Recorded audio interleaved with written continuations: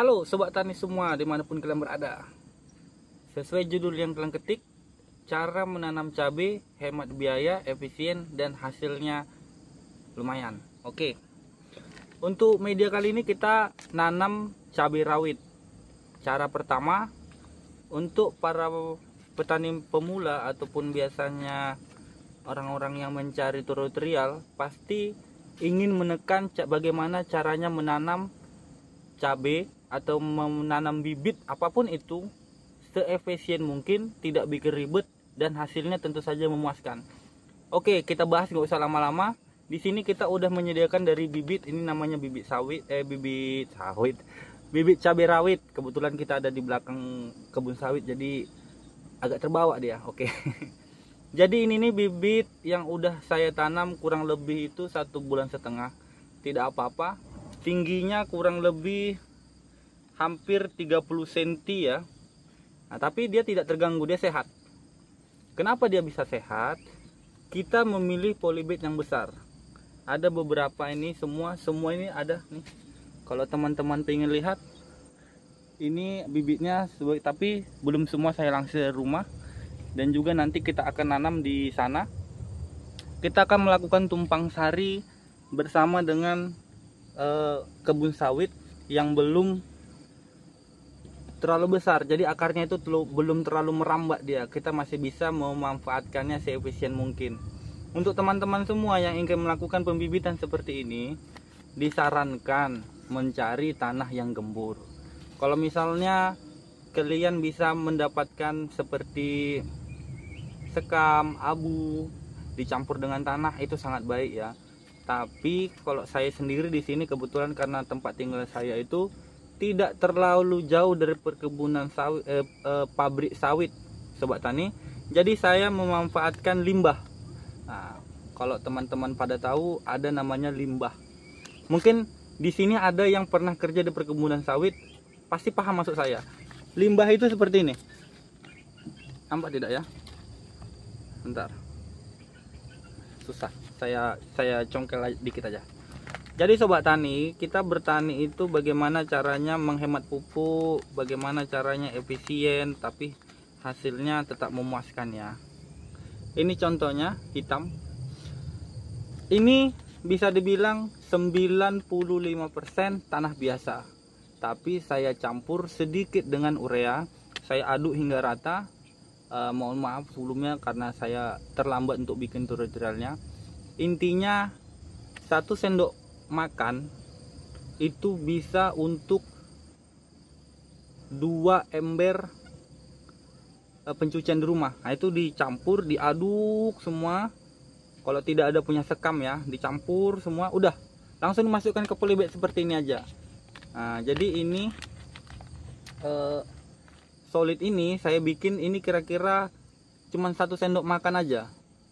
1 sendok makan saya masukkan ke dalam, udah saya biari sampai hingga segini. Ini sudah tanam, ini pucuknya sudah saya patahkan beberapa hari lalu karena saya memutuskan menanam sekarang. Kebetulan kecambahnya udah mulai keluar ya Sobat Tani ya, makanya tunggu bentar. Ini dia. Ini kalau Sobat Tani bisa lihat, ini kecambahnya udah mulai keluar. Nah, dia tidak kekurangan nutrisi di dalam. Kenapa? Karena dari awal, dari proses kita menanam itu udah betul-betul kita perhatikan yang namanya nutrisi untuk dia kira-kira untuk 2 bulan di dalam sini. Ini sebenarnya dibiarkan 2-3 minggu lagi nggak ada masalah teman-teman. Karena ini ini pertama kali kita buat. Jadi karena kebetulan ini udah beberapa kali saya buat seperti ini Sobat Tani. Dan hasilnya tidak pernah mengecewakan, tetapi harus betul-betul sesuai dengan yang kita bilang tadi. Cari tanah yang gembur, dibikin 1 sendok makan urea aja, nggak usah tambah-tambah pupuk-pupuk lain, urea saja. Udah aduk dia. Nah, itu kalau bisa disiram, baru masukkan ke dalam polybag seperti ini. Bisa juga nanti caranya pakai sekam juga bisa, pakai abu dicampur tanah, itu pun bagus juga. Cuman karena kita di sini nggak ada namanya pertanian untuk padi, Jadi kita memanfaatkan apa yang ada. Jadi nanti walaupun caranya seperti ini, hasilnya tetap tidak mengecewakan untuk para petani-petani pemula seperti saya ini. Jadi kalau misalnya nanti saya ada penyampaian saya tadi ada yang salah, tolong diluruskan. Oke ya, kita saling berbagi agar sama-sama belajar. Tidak ada yang namanya tamat dalam belajar. Setiap orang pasti memiliki ilmunya sendiri-sendiri dan pengalaman masing-masing sesuai dengan lokasi, tempat, dan bla bla bla bla lah. Nah, jadi petani pemula kita sama-sama semua belajar. Jadi kawan-kawan, tadi ada udah beberapa tempat saya kita lihat dulu. Ini masih ada yang saya rendam dalam ember. Nanti saya akan coba keluarkan dari dalam ember, dari dalam polybagnya. Kira-kira akarnya kayak mana kan? Nah, teman-teman pasti pengen tahu juga. Kira-kira kalau misalnya polybag besar efeknya kayak mana ya? Ini untuk teman-teman semua kalau bisa dilihat. Ini ada beberapa saya tanam. Saya tidak nanam terlalu banyak, cuman 120 batangan lah. Karena saya kan juga kerja, jadi kebetulan saya kerjanya di pabrik sawit. Jadi ini bisa dibilang hobi sampingan tapi menghasilkan sikit-sikit gitu kan, biar orang di rumah tetap bisa senyum. Nah ini teman-teman, kalau bisa melihat agak silau ya, nampak nggak ya? Nah itu sudah saya tanam satu baris masih. Nah kalau teman-teman bisa melihat ini daunnya, nampak nggak daunnya? Nih daunnya hijau seger. Tadi saya nanam ini jam 3 sore. Nanamnya jam 3 sore, waktu matahari lagi naik-naiknya. Tapi nggak masalah, karena kita kan nanamnya di dalam polybag. Udah itu kita sebelum mengeluarkannya, seperti cara-cara dari leluhur, kita rendam dulu di dalam air, di ember. Nanti baru kita keluarkan, kayak gitu caranya. Jadi dia akarnya nggak rusak. Akarnya nggak rusak, kita tetap bisa menanamnya dengan hati yang lega. Tanpa takut tanaman kita mati, ya kan? Mana nih miring yo. Jadi sobat tani semua, ini udah saya rendam di dalam air kurang lebih bentar aja, pokoknya terendam nggak sampai 1 menit bisa juga diambil. Nah, jadi memang kayak gitu caranya kalau kita menanam di polybag. Kalau kita menanam di polybag, alangkah baiknya jangan dicabut atau jangan disorsor kayak gini. Apa sih bahasanya itu? Kalau kamera Batak sorsor bilang aja lah gitu ya. Jadi ini kita rendam bentar aja. Yang penting tanahnya ini dia bisa jadi lembab, dan nanti tanah yang mengeras di tepi-tepi polybag ini dia itu bisa nggak susah melepaskannya, nggak lekat, akarnya pun tak rusak. Teman-teman pasti pengen penasaran kayak mana sih hasilnya kalau polybagnya besar kayak gini, dan cara awal penanamannya, pengaturan tanahnya macam yang saya sebutkan tadi, hasilnya kayak mana sih akarnya. Ayo kita lihat. Ini nggak ada ya saya kurang-kurangi ya sobat tani ya, semuanya yang saya sampaikan tadi itu real. Tadi ada beberapa, semua udah saya buka, itu kira-kira 20 biji, 20 polybag deh yang kayaknya kita buka tadi. Semua akarnya tidak mengecewakan ya, hanya dengan 1 sendok makan Korea. Nih dia. Nah, nampak nggak sih? Nah, nampak ya teman-teman ya, akarnya dia terlihat jelas tuh. Kalau teman-teman bisa lihat, maklum lah kameranya kamera odong-odong, HP-nya HP odong-odong. Kalau teman-teman bisa lihat, akarnya dia akarnya dia sampai ke bawah mencari makan, tapi daunnya tetap. Nah walaupun ada ini sedikit nggak masalah, itu biasa daun tua.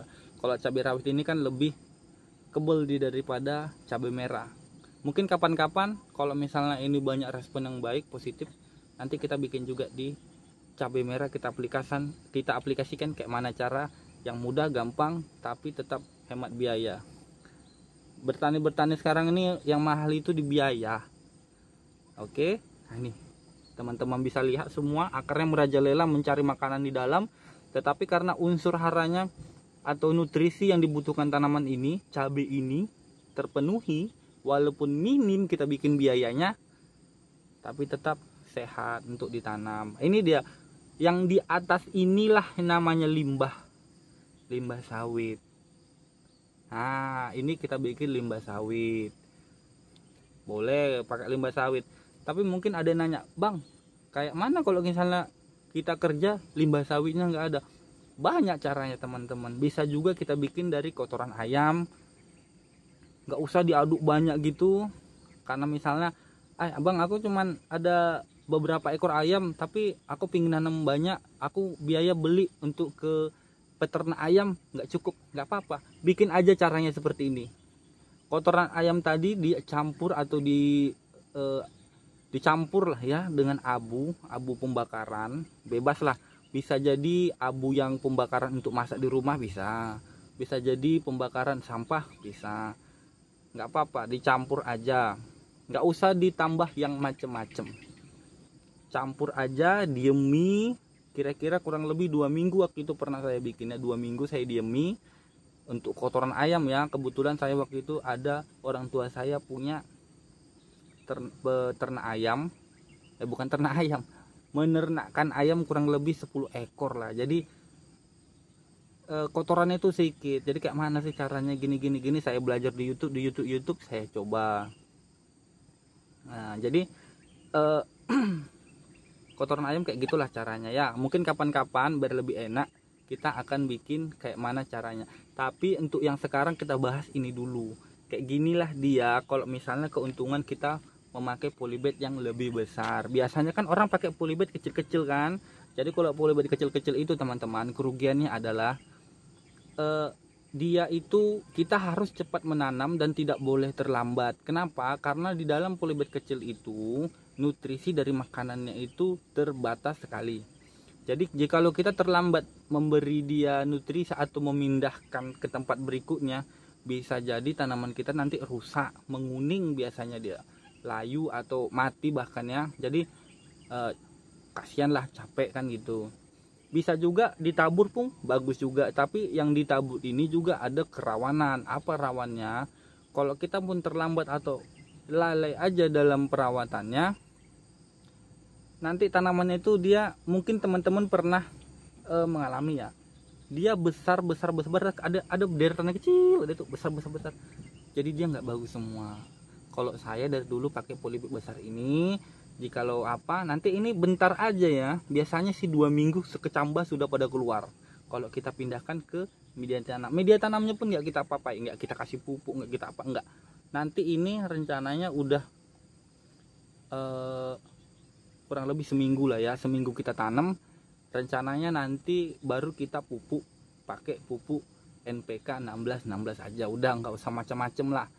Nah, jadi tapi yang paling saya sarankan ya, kalau dalam bertani itu telaten. Sebagus apapun pupuknya, sebanyak apapun pupuk yang kalian kasihkan, kalau kalian tidak telaten, tidak rawat dalam merawat tanaman kalian, hasilnya juga percuma. Jadi untuk teman-teman, inilah sekilas info ya, untuk pendapat saya, pengalaman kita untuk melakukan pembibitan di polybag yang besar. Nah, nanti kalau ada mau tanya-tanya, silahkan tulis di kolom komentar, berikan masukan, berikan pelajaran untuk kita semua. Sama-sama belajar di hobi yang sama, bertani. Oke? Salam hobi, salam sehat, petani milenial. Sip.